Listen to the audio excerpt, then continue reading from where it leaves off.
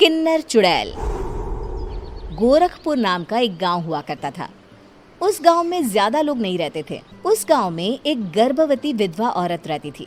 उस औरत का नाम कमला था। कमला अपने घर में अकेली रहती थी। उसके पति की सारी जायदाद उसके नाम हो गई थी, पर सभी गांव वाले उस औरत को मनहूस औरत समझा करते थे और सभी उससे नफरत किया करते थे। एक बार कमला राशन की दुकान पर खाने का सामान खरीदने जाती है। भैया जी, जरा 1 किलो दाल चावल देना। अरे हाय हाय हाय हाय हाय हाय! अरे मनहूस औरत, मेरी दुकान में अपशुगन करवाने आ गई क्या? हैं? चल जा यहाँ से। मैं कुछ नहीं देने वाला हूँ तुझे। भाग भाग यहाँ से, चल जा, निकल। भैया जी, ऐसा मत कहिए। मैं गर्भवती हूँ, मुझे खाने की बहुत जरूरत है। मुझे खाना दे दीजिए। दुकानदार कमला को वहां से धक्के मारकर भगा देता है। तभी कमला रोते रोते उस गांव के किन्नरों के इलाके में आ जाती है। गांव वाले किन्नरों को उसी इलाके में रखा करते थे, क्योंकि वो लोग किन्नरों को पसंद नहीं करते थे और उनके इलाके में रहने से मना करते थे। तो किन्नरों ने उसी गांव में अपना एक इलाका बना लिया था। जब किन्नर लोग देखते हैं कि एक गर्भवती महिला रोते रोते उनके इलाके में आ गई है, तो सारे किन्नर कमला के पास जाकर उसका हाल पूछने लगते हैं।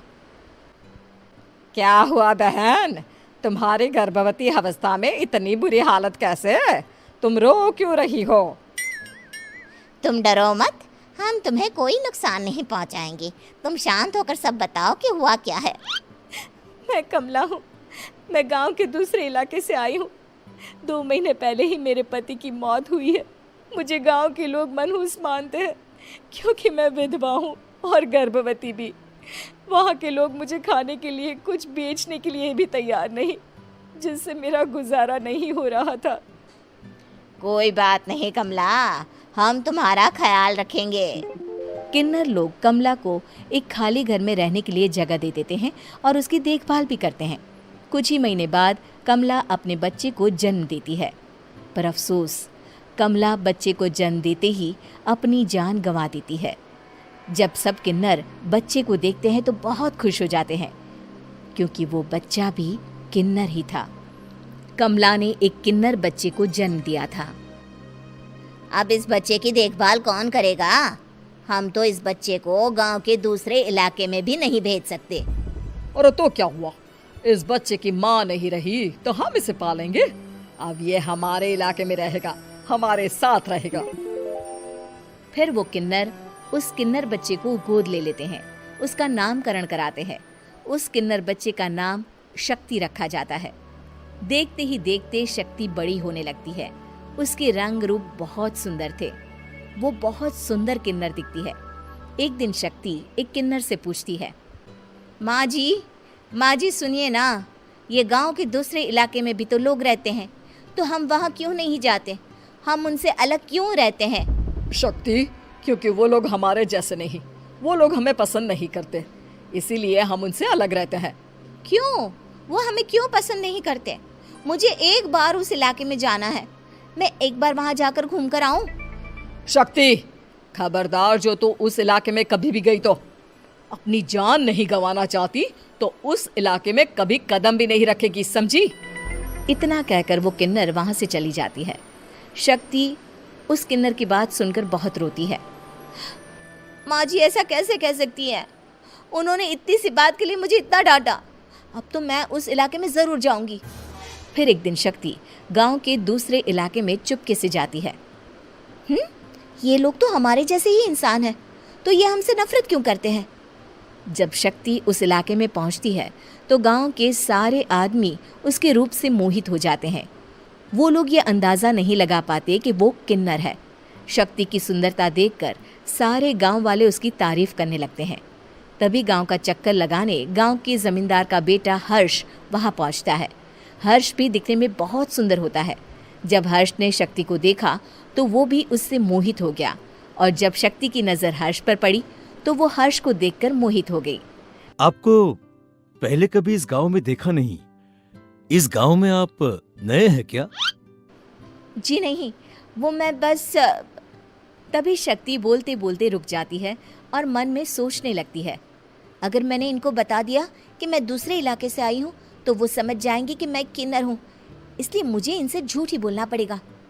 शक्ति हर्ष को कहती है, जी हाँ, मैं इस गांव में नई आई हूँ, यहाँ अकेली रहती हूँ। वैसे आप कौन है? आप भी इसी गांव में रहते हैं? जी हाँ, मैं इस गांव के जमींदार का बेटा हूँ। आपको किसी भी चीज की जरूरत पड़े तो आप मुझे बता देना, मुझे अच्छा लगेगा। ऐसे ही शक्ति और हर्ष एक दूसरे से रोज मिलने लगते। वो दोनों अपने प्यार का इजहार करने एक दूसरे से मिलने जाते हैं। तभी शक्ति का पीछा करते करते एक किन्नर वहां आ जाती है। शक्ति, शक्ति, मैं तुमसे बहुत प्यार करता हूँ।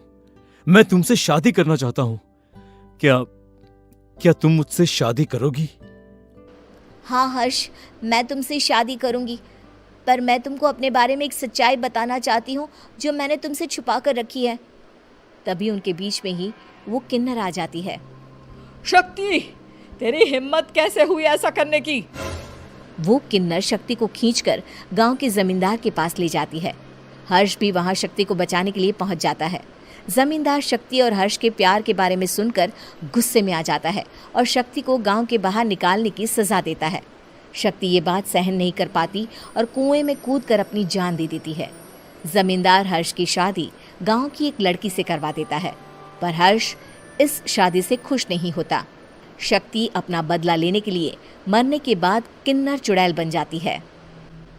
अब मैं इन गाँव वालों को नहीं छोड़ूंगी, अब इनसे मैं अपने प्यार का बदला लूंगी। किन्नर चुड़ैल गांव वालों को परेशान करना शुरू कर देती है। एक बार वो रात को गांव के खेतों में पहुंच जाती है और वहां आग लगा देती है। सारी फसल जल के राख हो जाती है। जब एक आदमी रात को उठकर देखता है कि खेत में आग लग गई है तो वो वहां पहुंच जाता है। वो देखता है कि खेतों के बीचों बीच एक किन्नर चुड़ैल खड़ी है और वहां खड़े होकर ताली बजा रही है। गांव वाला किन्नर चुड़ैल को देखकर बेहोश हो जाता है। जब सुबह उस आदमी को होश आता है तो वो सीधा जमींदार के पास जाता है।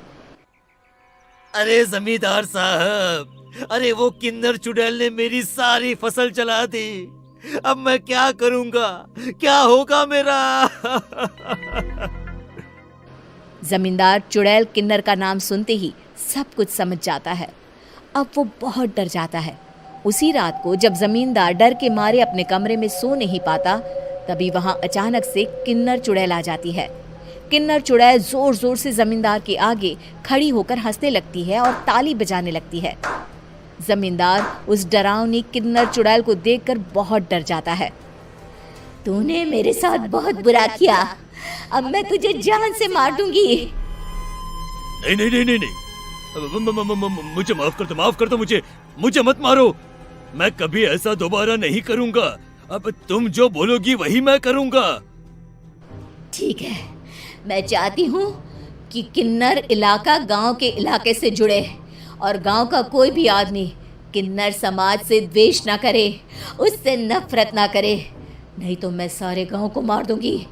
और तुम गांव में एक नया कानून बनाओ कि अगर किसी ने भी किन्नर समाज को हानि पहुंचाने की कोशिश भी करी या इनसे भेदभाव करने की भी कोशिश करी तो उनको कड़ी से कड़ी सजा मिलेगी।